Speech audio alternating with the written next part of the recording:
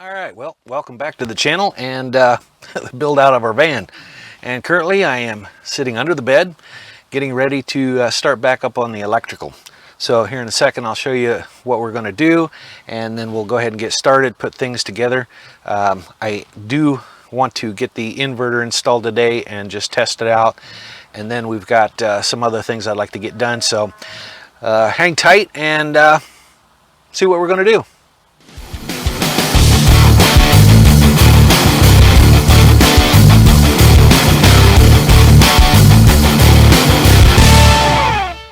Alright, so this is where we left off last time. We did install the batteries, parallel bus bar, a couple of bus bars here, mounted our inverter and charger, a couple of fuse blocks, shut off valve, and today we're going to go ahead and get the inverter connected. I have a 200 amp fuse that we're going to put here and a shut off switch that we're going to put down here. Then we'll run our cabling up and route those around. I do have this block that I think I'm going to move towards the charger just a little bit more to give me a clearance for a straight line under here. So we're going to go ahead and get these mounted, and then we're going to take our wiring, get those cut, put some lugs on it, shrink wrap those and install, and by golly, turn that thing on and hope we got juice. All right, so let's do it. All right, so I think what I'm going to do is position this block right here. And that way we can run our power straight across. This is the load and this is to the battery, so we're going to have to route that under. So we're going to go ahead and mount that right there, I believe. We can always change it later if that's not where I want it. But I think that should work. We're about in line.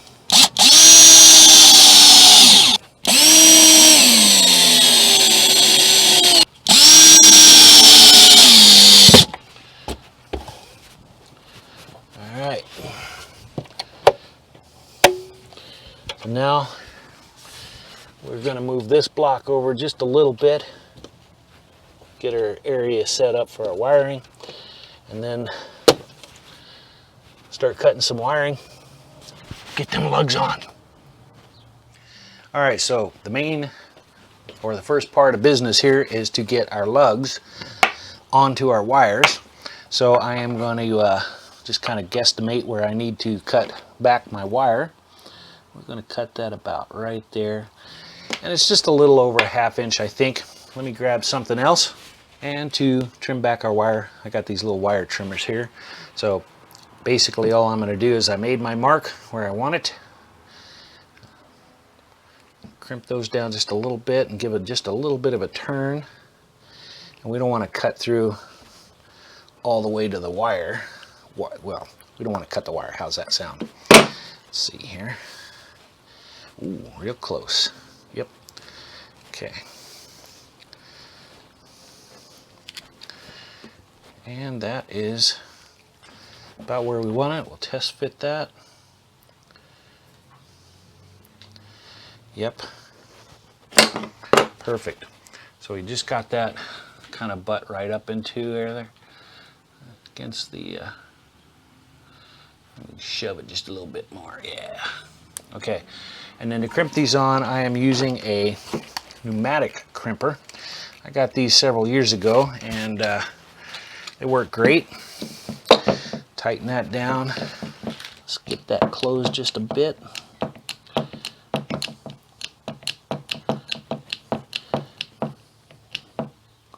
There we go. And then we'll push our wire in. I don't know if you can see all that. And then we'll just start crimping it down.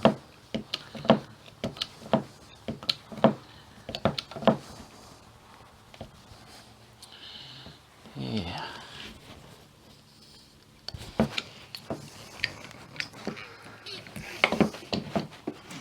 And there we have a nice crimp. Those wires are not coming out. Okay, and then we'll slip our heat shrink over top, shrink that down, and then we'll do the negative side, and then we'll put them inside the van, figure out the length, put the lugs on the other side, connect it together. All right, let me get this going.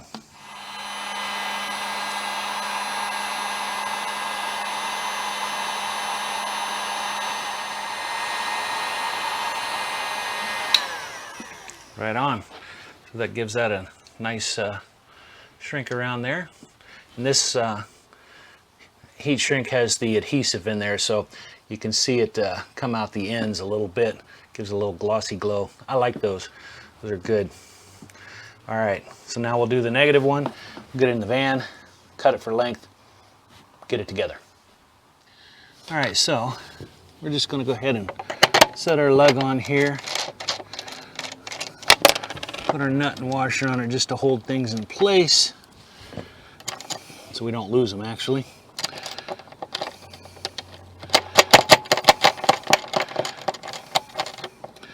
All right, that's going to be turned somewhat like that.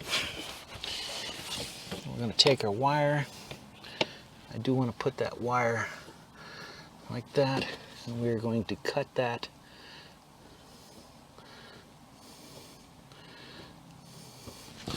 All right, I think that's how I'm going to do it. So now we can cut our wire, put our lug on, put our shrink tubing on, and then we can do the negative and halfway there. All right, so here's where we're at. We have our cables run from our inverter to our fuse block to our bus bars, and we also have the cable from the inverter to our shutoff switch to the negative on the bus bar. And so far everything is going to appear to work. We'll see. The only thing I don't have just yet is the ground from the cabinet of the inverter over to the chassis ground, so I'm going to probably put a little bolt right here, and that's where I'm going to run the ground from the inverter to the chassis, and we'll have that grounded out. So I think we are all set to give it a test. So let me find something that we can plug in. We'll turn the batteries on, put power to this, turn the power on, turn the inverter on, and we'll see if it fires up.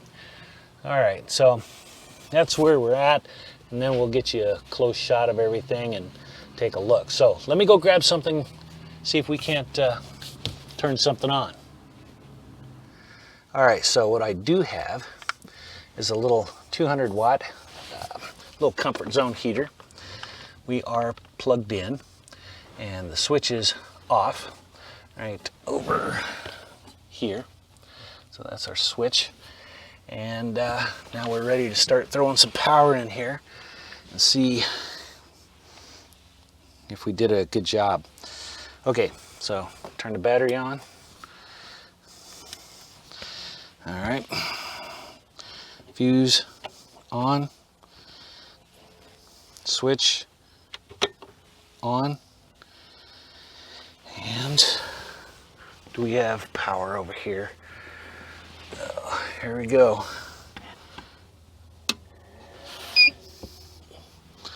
Sweet.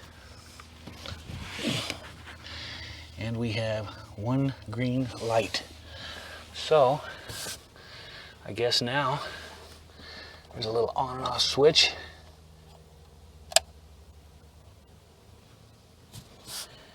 And it doesn't appear to be power. Let's find out what's wrong here.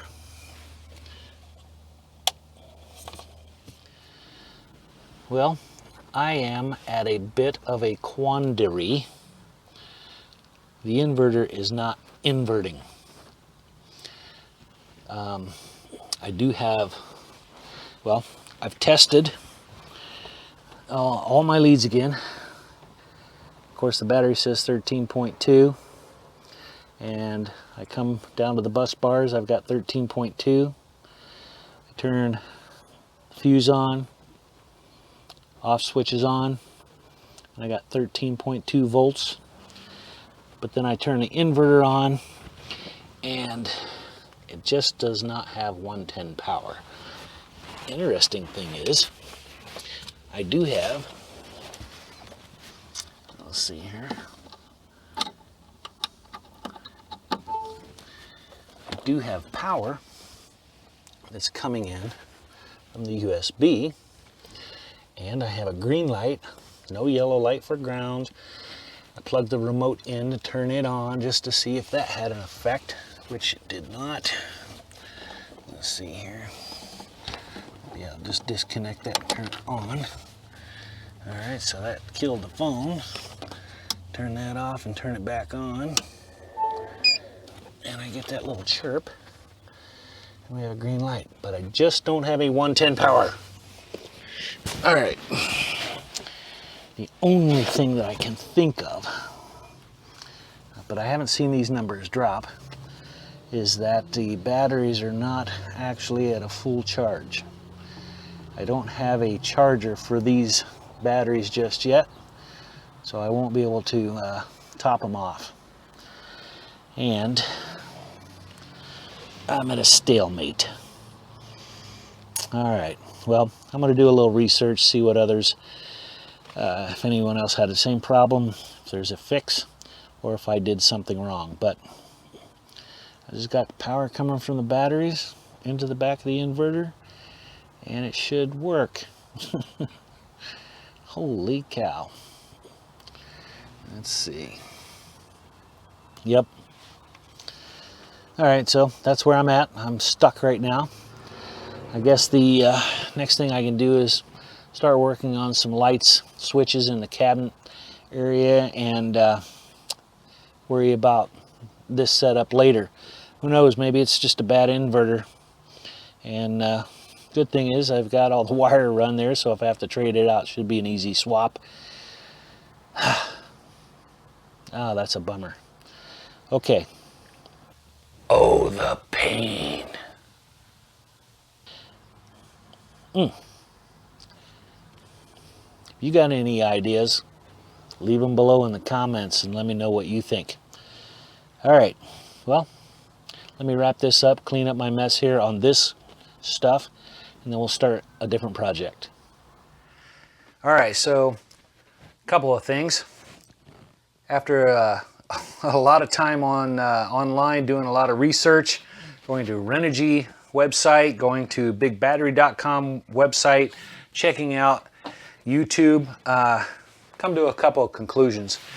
On the Renogy website, it says these inverters will work with just about every type of battery, from lead acid to AGM to lithium, and shouldn't have a problem. But if you go to bigbattery.com, it says that their batteries work with most inverters and chargers except Renogy. So that could be issue number one, that the batteries are just not compatible with Renogy products. All right, I can accept that. I purchased this in June of 2021, so these things are a year old and way past any warranty issued. You know, I can't return this thing if I wanted to.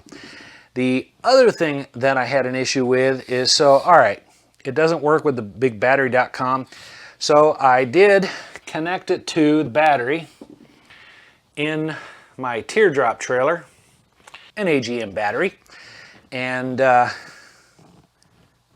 still doesn't work. So I connected everything up. I know that the capacitors in here are charged up because when I disconnect the power, I can hear it just kind of beep all the way down until the lights go out.